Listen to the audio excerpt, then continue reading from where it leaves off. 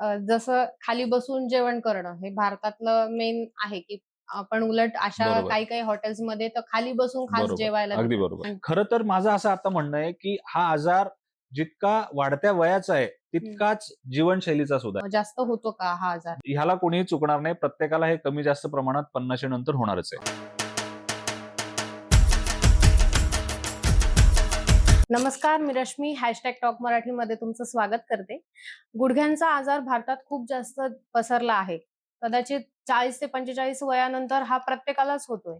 पण भारतात ह्यासाठी की भारतामध्येच भारतीय जीवनशैली जी आजमावली जाते, त्यामुळे कदाचित हा आजार होण्याचे जास्त चान्सेस आहेत, असं डॉक्टर पाटील सरांना वाटतंय. डॉक्टर पाटील सर नाशिकचे नमस्कार. Most most famous orthopaedic consultant आहेत. सर्जन आहेत. शिवाय त्यांनी जवळपास 20 ते 25 वर्षांपासून त्यांची प्रॅक्टिस चालू आहे. तर आज त्यांच्या ह्या मताला आपण त्या मतानुसार आपण त्यांना काही प्रश्न विचारू, की भारतीय जीवनशैलीमुळे खरोखरच हा आजार जास्त प्रमाणात पसरतो का? नमस्कार पाटील सर. नमस्कार. जसं आपण डिस्कस केलं होतं, तर मला आता हेच सांगा, की पहिले गुडघेदुखी हा आजार सगळ्यात जास्त भारतात आहे, असं तुमचं म्हणणं आहे. तर तो खरंच इतका वास्ट आहे का? अ, गुडघेदुखी म्हणण्यापेक्षा उतार वयातील गुडघेदुखी असं आपण त्या आजाराला म्हणतो. म्हणजे उतार वयामध्ये एस्पेशली 50शी नंतर जी गुडघेदुखी होते, त्याला उतार वयातली गुडघेदुखी असं म्हणतात. जागतिक आरोग्य संघटनेच्या अभ्यासानुसार हं, हं. अंदाजे 50शी नंतरच्या 50% लोकांना कमीत कमी एकदा वर्षातून गुडघ्याच्या कुठल्या ना कुठल्या तक्रारीसाठी डॉक्टरकडे जावं लागतं. इतकी ओके. त्या प्रश्नाची व्याप्ती मोठी आहे. हां. परंतु दुर्दैवाने त्याच्याकडे आपण ज्या पद्धतीने बघायला हवं, त्या पद्धतीने अजूनही सामान्य जनतेकडे त्याकडे लक्ष दिलं जात नाही. तेच बदलायचा आपला प्रयत्न या कार्यक्रमातून माझा असणार आहे. ओके. म्हणजे तुमचं असं म्हणणं आहे, की भारतीय जीवनशैलीमुळेच कदाचित हे आजार होऊ शकतात. येस. ओके. ॲक्चुअली मी असं म्हणणार नाही, तर की भारतीय जीवनशैलीमुळेच हे आजार होतात. हां.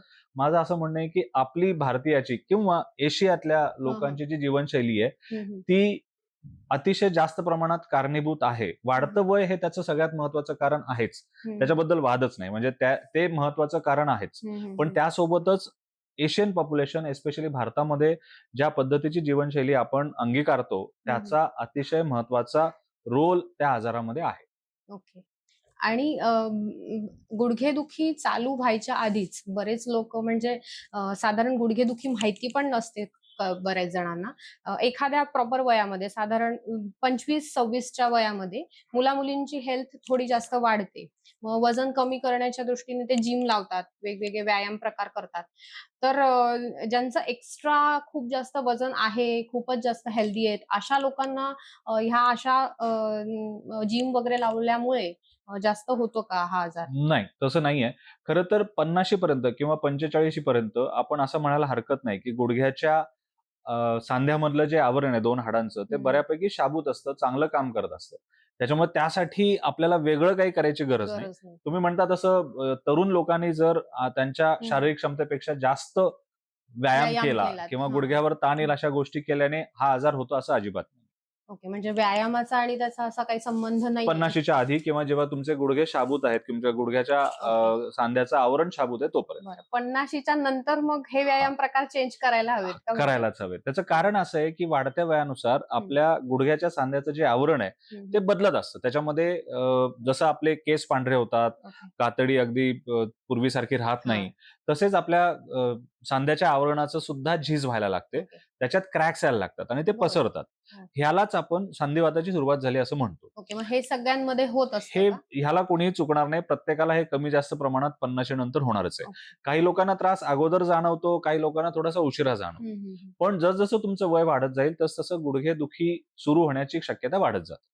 बरं. म्हणजे त्याला असं वेगळं असं काही नाही, की 50शी नंतर तुम्ही व्यायाम चालू केला, की तेव्हा होईलच असंही नाही नाही. आणि आधी केला तरी त्यामुळे तुमच्या प्रश्नाचं खऱ्या अर्थाने उत्तर द्यायचं म्हटलं तर 50शी नंतर किंवा 40शी-45शी नंतर आपण जे व्यायाम प्रकार करतो सुदृढ राहण्यासाठी, हं. त्यात अशा पद्धतीने आपण बदल केले पाहिजेत, की त्याचा गुडघ्यावरती ताण पडणार नाही. म्हणजे जसं काही जसं की फार आता माझ्याकडे सकाळी एक पेशंट होते.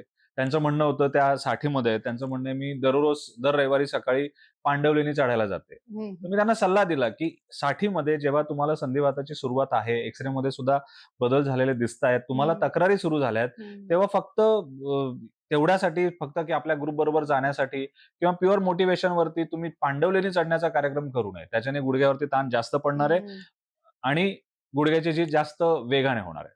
म्हणजे ते चढणं वगैरे थोडंसं म्हणजे जिन्याची थांबवलं चढ उतर, खाली बरोबर, मांडी घालून बसणं, ट्रॅकिंग. इंडियन टॉयलेट वापरणं, ह्या गोष्टी जर आपण बंद केल्या, तर बऱ्याच अंशी आपल्या गुडघेदुखीची तक्रार आपल्याला कमी करता येते किंवा पुढे ढकलता येते आणि डॉक्टरकडे जायची आपल्याला गरज राहत नाही. पण मग आता प्रश्न असा येतो, की जसं खाली बसून जेवण करणं हे भारतातलं मेन आहे, की आपण उलट अशा बरोबर, काही-काही हॉटेल्समध्ये तर खाली बसून खास बरोबर. जेवायला अगदी देतात. बरोबर. आणि तो मेन मुद्दा आहे, की खाली बसून जर जेवायचं नाही, तर मग ते पोटात म्हणजे म्हणतात, की आता की ते पचनसंस्था नीट होत नाही, तर तुम्ही खाल्लेलं नीट पचत नाही. तर मग ह्या सगळ्या सर्कमस्टन्सेसला धरून तुम्ही मग काय सांगू शकता सी त्याबद्दल? माझं म्हणणं एवढंच आहे, की तुमचे गुडघ्याचं कार्टिलेज किंवा आवरण जोपर्यंत शाबूत आहे, जोपर्यंत चांगल्या अवस्थेत आहे, हं, तोपर्यंत तुम्ही हव्या त्या कृती करा. त्याच्याने गुडघ्यावरती फारसा परिणाम होत नाही. हं. परंतु एकदा 40शी नंतर त्याच्यामध्ये जे बदल सुरू झाले, ओके. हं, त्यावेळेला जर तुम्ही जीवनशैली बदलली, तर हं. त्याची होणारी झीज झीज होण्याचा वेग कमी होईल कमी आणि होईल. आपल्याला गुडघेदुखी टाळता येईल किंवा टाळता पुढे येईल. ढकलता येईल. माझं असं अजिबात म्हणणं नाही, की आपण या गुडघेदुखीतून मुक्त होऊ शकतो. मुक्त होणं आपल्याला शक्य नाही. ओके. जसं वय वाढत जाईल तसं आपल्याला हा त्रास होणारच आहे. पण तो जेवढा पुढे ढकलता येईल तेवढं चांगलं. म्हणून आपण हे बदल आपल्या जीवनशैलीत करणं गरजेचं आहे. ओके. खरं तर माझं असं आता म्हणणं आहे, की हा आजार जितका वाढत्या वयाचा आहे, हं. तितकाच जीवनशैलीचा सुद्धा आहे. म्हणजे आपण सर्वांनी गुडघेदुखीकडे किंवा उतार वयातल्या गुडघेदुखीकडे जर जीवनशैलीचा आजार ह्या अँगलने बघायला सुरुवात हं, केली हं, हं. आणि त्या पद्धतीने आपल्या जीवनशैलीत बदल केले, तर आपल्याला गुडघेदुखीचा बराचसा त्रास एकतर तुम्ही तो पुढे ढकलू शकता किंवा तो त्रास तुम्हाला होणार नाही. जास्त उशिराने सुरू होईल आणि बरं. मग ऑपरेशन करणं वगैरे ह्याची गरज पण तेवढ्याच उशिराने आपल्याला ओके. गरज म्हणजे पडेल. तो ऑपरेशनचा प्रकार टाळता येऊ शकतो. टाळता येऊ शकतो असं मी म्हणणार नाही, पण थोडा पुढे पुढे ढकलता येऊ ढकलला शकतो. जाऊ शकतो. नक्कीच पुढे ढकलता येऊ शकतो. म्हणजे जीवनशैलीमध्ये तुम्ही जसे-जसे बदल करा. हो. साधारण तुमचं म्हणणं आहे, की 40शी नंतर तुम्ही जीवनशैलीमध्ये असे बदल करा, की तुमचं ते पुढे थोडं ढकललं जाईल. बरोबर. गुडघ्यावरचा ताण कमी करण्यासाठी जे आवश्यक आहे ते सगळं करायला हवं. म्हणजे काय? शक्यतोवर मांडी घालून बसायचं नाही. हं. जिन्याची चढ-उतर कमीत कमी किंवा आवश्यक आहे तेवढीच तेवढीच ठेवायची. ठेवायची. इंडियन टॉयलेटच्या ऐवजी कमोडचा वापर करायचा ओके. आणि वजन नियंत्रणात ठेवायचं. ह्या 4 महत्त्वाच्या गोष्टी आहेत. आता ह्या 4ही तुम्ही करू शकलात तर खूप चांगली गोष्ट. हं. पण यातल्या जेवढ्या तुम्हाला म्हणून करता येतील तेवढ्या तुम्ही करायला हव्या. आता वजन कमी करण्याचं म्हणतायत तुम्ही, की वजन कमी करायला हवं. वजन कमी करायची सगळ्यात मोठी गोष्ट म्हणजे रनिंग येते. हं. की ते एकतर चालायला लावतात, रनिंग करायला लावतात, नाहीतर मग जिममध्ये तर बरेच प्रकार आहेत. तर मग तुम्ही कोणते सजेस्ट कराल, की एक 40शी नंतर तुमचं वजन जरी वाढतंय, पण तुम्ही जसं म्हणताय, की तुम्ही डोंगर वगैरे चढायला जाऊ नका. तर कोणते व्यायाम प्रकार तुम्ही सजेस्ट कराल? आपण जेव्हा आपलं वजन कमी करणं किंवा वजन नियंत्रणात ठेवणं यासाठी प्रयत्न करायचं म्हटलं, तर त्याचे 2 मुख्य प्रकार आहेत. एक म्हणजे आहारात बदल करून आणि दुसरं म्हणजे काही व्यायाम करून. बरं. आता 40शी नंतर काही व्यायाम तुम्ही टाळले पाहिजेत. हं. बऱ्याच लोकांना सवय नसते. सवय नसताना सुद्धा जर तुम्ही म्हणजे अचानक जॉगिंग केली कोणीतरी स्टार्ट केलं. म्हणजे आता वजन जास्त आहे, हां, वाढलंय 40शी नंतर आणि बरोबर. मग स्टार्ट केलं, तर स्टार्ट ते केलं तर चुकीचं. तसं केल्याने आपल्या गुडघ्यावरती ताण पडतो. पण मग त्याच्यात त्यांनी काय करायला त्या हवं लोकांनी स्टार्टिंगमध्ये? शक्यतोवर आपल्या आहारावरती नियंत्रण ठेवलं पाहिजे. बरं. ओके. 50शी नंतर वजन नियंत्रणात ठेवण्यासाठी आहारावरती नियंत्रण हा सगळ्यात महत्वाचा भाग आहे. ओके. त्यासोबत लागणारा व्यायाम हं. हा आपल्या शरीराला झेपेल अशा पद्धतीने आपण करायला हवं. माझ्या बरोबरचा किंवा घरातला कोणीतरी 42 किलोमीटर मॅरेथॉन पळतो म्हणून पण मी तसा आग्रह धरणं योग्य नाहीये. त्याची आपल्या शारीरिक क्षमता नाहीये. गरज ज्या नाही. गोष्टीची शारीरिक क्षमता नाही, त्या हं. गोष्टीचा आग्रह करणं योग्य नाही. ओके. आणि संधिवात वगैरे ज्यांना होतात तर त्यांना हा आजार होण्याची दाट शक्यता असते. कारण संधिवात आता अ, अगदी 12 वर्ष, 15 वर्षाच्या मुलांमध्ये पण आढळून येतात. तर त्यांना हा आजार लवकर होऊ शकतो का म्हणजे गुडघ्यांचा? संधिवाताचे 2 मुख्य प्रकार आहे. एक म्हणजे मी जसं आता सांगितलं उतार वयात होणारा संधिवात. संधिवात. हां. जो सगळ्यात जास्त प्रमाणात हं, हं. आढळतो आणि त्याही व्यतिरिक्त काही संधिवात आहेत जसं रुमॅटॉइड आर्थरायटिस वगैरे, जे तुमच्या शरीरातल्या जीन्समुळे किंवा दुसऱ्या काही कारणामुळे तुमच्या शरीरात येतात हं, हं. आणि ते बऱ्याच वेळेला 40शीच्या आधी सुरू होतात. बरं. ते संधिवात आणि ह्या संधिवातामध्ये फरक आहे. फरक. परंतु त्या संधिवाताबरोबरच जर तुमचं वय वाढत गेलं, की त्यानुसार तुम्हाला सांध्यामध्ये उतार वयाचे बदल सुद्धा दिसणार आहेत. म्हणजे त्या हो. लोकांना खरं तर जास्त त्रास होतो. म्हणजे एखाद्याला रुमॅटॉइड आर्थरायटिस असेल, तर वाढत्या वयाने त्याला इतर ज्या नॉन रुमॅटॉइड आर्थरायटिस माणसापेक्षा जास्त त्यांच्यापेक्षा त्रास होतो. ओके. हं. आणि आहारात बदल किंवा मग काही सप्लिमेंट वगैरे घेऊन त्याला पुन्हा एकदा म्हणजे थोडंसं थांबवता येतं का त्या प्रत्यारोपणासाठी? नाही, आपण असं काही आहे का? आपल्या शरीराचं एजिंग, हं. वय वाढणं हे कुणीच थांबवू शकत नाही. जगाच्या पाठीवरती ते शक्य नाही. बरं, पण आपण आपल्या आहारामध्ये बदल करू शकतो, की ज्याने आपलं वजन वाढणार नाही. बरं. वजन वाढण्याचं सगळ्यात महत्त्वाचं कारण एकतर तुमचा कॅलरी इंटेक तुमच्या गरजेपेक्षा जास्त आहे हं. किंवा कॅलरीचा खर्च हा तुमच्या इंटेकपेक्षा कमी आहे. हं, हं, हं. असं असेल तरच तुमचं वजन वाढेल. म्हणजे हा कॉमन लोकांचा एक समज आहे, की कॅल्शियमच्या गोळ्या घेतल्याने गुडघेदुखी होत नाही. नाही, असं अजिबात नाहीये. बरं. कॅल्शियमच्या गोळ्या घेण्याचा आणि गुडघेदुखीचा कुठलाही संबंध नाही. बरं, म्हणजे कोणतेच सप्लिमेंट त्याला ते हे सप्लिमेंट्स करत तुम्ही घ्यायला हवेत ते तुमचा कुठली कमतरता आहे ते बघून. ओके. सरधोपट आपल्याला असं ठरवता येणार नाही, की हे सप्लिमेंट सगळ्यांना चालेल. बरं. प्रत्येकाचं शरीर वेगळं आहे, त्याच्या शारीरिक गरजा वेगळ्या आहेत, त्याचा आहार वेगळा आहे. त्याच्यामुळे त्याला काय लागणार आहे हे त्याने शोधून काढायचं असतं तपासणीअंती आणि त्यानुसार सप्लिमेंट घ्यायला हवे. प्रत्येकाला सगळ्यांना एकच सप्लिमेंट देणं योग्य नाही. हं. जसं मी सांगितलं, की कॉमनली हा एक क्वेशन असतो, की कॅल्शियम घेतल्यामुळे बऱ्याच लोकांना वाटतं, की आपल्याला आता काही होणार नाही, ना संधिवात, ना गुडघेदुखी. तसं तुमच्या बघण्यात काय येतं पेशंटच्या गैरसमज असे काय आहेत, बऱ्याच की ह्या वेळेला असं अशा होतं, की कॅल्शियमची गोळी कोणाला लिहून दिली, एखाद्या 60 मधल्या 50 नंतरच्या माणसाला लिहून दिली, हाडं हं. ज्यांचे ठिसूळ झालेत अशा लोकांना, तर ते बंद करून टाकतात आणि कारण विचारलं तर म्हणतात, "नाही आम्हाला स्टोनचा त्रास आहे, येस, मग मी कॅल्शियमची एक्झॅक्टली. गोळी हां, कशी हां, घेऊ?" हां, हां. तर ही कॅल्शियमची हं. गोळी तुमच्या स्टोनमध्ये जाणार नाहीये. बरं. ह्या कॅल्शियमचा डोस इतका कमी असतो, की त्याच्याने स्टोन होण्याची शक्यता नाही. ओके. त्याच्यामुळे त्याचा आणि ह्याचा काही संबंध नाही. तुम्हाला स्टोन असला किंवा नसला, त्याने तुमच्या कॅल्शियम घेण्यावरती कुठलाही परिणाम होऊ नये. ओके. म्हणजे किडनीचे डॉक्टर सांगतात, की तुम्ही कॅल्शियमच्या गोळ्या घेऊ नाही, मला नका नाही वाटत किंवा असं ते सांगत असतील, की त्यांनी कॅल्शियमच्या गोळ्या सगळ्यांनीच बंद करायला हव्यात, असं हं. नाहीये. त्या जसं काही ज्यांना दूध ठिसूळता बंद आहे करायला लावतात. हां, त्याच्यात तर ते दूध वेगवेगळी कारणं आहेत. हां. आपल्या शरीरात स्टोन होतो त्याची वेगवेगळी कारणं आहेत. हं, हं. ज्या पद्धतीचा स्टोन आहे त्यानुसार आपण त्यांना आहारामध्ये बदल करायला हं, सांगतो. हं.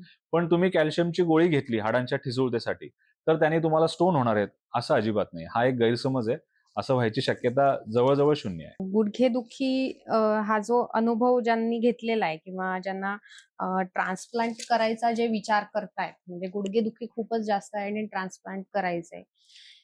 आता दुसरा पर्यायच नाहीये त्याला तसं पाहिलं तर तुम्ही त्यांना काय सजेस्ट करू देत? उतार वयातल्या गुडघेदुखीमुळे खरं तर 4 स्टेजेस असतात. हं, सगळ्यात शेवटच्या म्हणजे 1, 2, 3, 4 हं. चौथ्या स्टेजच्या रुग्णाला सांधेरोपणाची शस्त्रक्रिया करण्याची गरज पडते. बरं. पहिल्या 1, 2, 3 ह्या स्टेजच्या लोकांना काही गोळ्या औषधं, जीवनशैलीतले बदल आणि वजनावरती नियंत्रण, ॲक्टिव्हिटी मॉडिफिकेशन म्हणजे तुम्ही जे काम करता आहात त्याच्यामध्ये बदल, या सगळ्यांनी बऱ्यापैकी आराम पडतो. बरं. आणि चौथ्या श्रेणीमध्ये किंवा चौथ्या स्टेजला असलेल्या रुग्णांना मात्र सांधेरोपणाची शस्त्रक्रिया करावी लागते. हं, त्याचे रिझल्ट्स अतिशय चांगले आहेत. हं, त्याच्यामुळे त्या संदर्भात असलेले सगळे गैरसमज दूर करून हं, ज्यांना त्याची गरज आहे, हं, हं, त्याची संख्या खरं तर एकूण उतार वयातल्या सांधेदुखीच्या पेशंट बघितले, तर त्याच्या कंपॅरिझनमध्ये खूपच कमी आहे. पण ज्यांना त्याची गरज आहे, त्यांनी योग्य तो सल्ला घेऊन ते करून घेणं, हं, हे त्यांच्या हिताचं आहे. त्याच्याने त्यांची क्रयशक्ती ही हं. प्रचंड प्रमाणात वाढते आणि गुडघेदुखी थांबल्यामुळे त्या बऱ्याच गोष्टी करू शकतात, जे त्यांना अगोदर शक्य नव्हतं. म्हणजे साधारण 10-20 वर्ष किती वर्षांचं गॅप पिरियड आता तुम्ही घेऊ शकतात? जर एकदा गुडघ्याचं प्रत्यारोपण झालं, की त्या पेशंटनी किती वर्ष तो म्हणजे त्यासोबत राहू शकेल? आता जे काही सांधे आपल्याकडे उपलब्ध आहेत, हं, त्याच्यामध्ये एव्हरेज लाईफ स्पॅन हा 15 वर्षाच्या आसपास आहे. बरं. हं, म्हणजे एकदा सांधेरोपण शस्त्रक्रिया झाली. केल्यावरती हं, जर ऑपरेशन व्यवस्थित झालेलं असेल, तर 15 वर्ष तुम्ही 12 ते 15 वर्ष तुम्ही अशी अपेक्षा करू शकता, की ह्यानी हा सांधा खराब होणार नाही. बरं, परंतु ही आजची परिस्थिती आहे. बरं. आजपासून पुढे जाताना ज्या पद्धतीने विज्ञानात हं, बदल होत आहेत, बदल त्याच्यावरून मला असं वाटतं, की हे सगळं सुधारत जाणार आहे. हं, हं, त्याच्यामुळे आज फक्त 12 वर्षात टिकतील किंवा 12 वर्षानंतर पुढे काय करायचं, हं. हा विचार न करता ही पुढची 12 वर्ष सुखावह जातील, बरोबर. हा विचार करून ज्यांना गरज आहे त्यांनी ती शस्त्रक्रिया करून घ्यायला हवी. म्हणजे त्याची स्टेज लक्षात घेऊन हो. त्यांनी करावंच. ते हा वैद्यकीय एक सल्ल्यानुसार प्रॉपर त्यांनी सल्ला. करायला हवं. ओके. सरांनी आपल्याशी बऱ्याच गप्पा मारल्या आहेत आणि मला वाटतं, की जीवनशैली चेंज केल्यामुळे तुम्हाला नक्कीच तुमच्या गुडघेदुखीला थोडंसं लांबवता येईल, हे त्यांनी पटवून दिलेलं आहे. ह्या संदर्भात तुम्हाला जर काही प्रश्न असतील, ह्याच विषयावर तुम्हाला काही क्वेशन्स सरांना विचारायचे असतील, तर कमेंट नक्की करा. आपल्या चॅनलला लाईक, शेअर एंड सबस्क्राईब नक्की करा. Thank you so much. Thank you so much sir.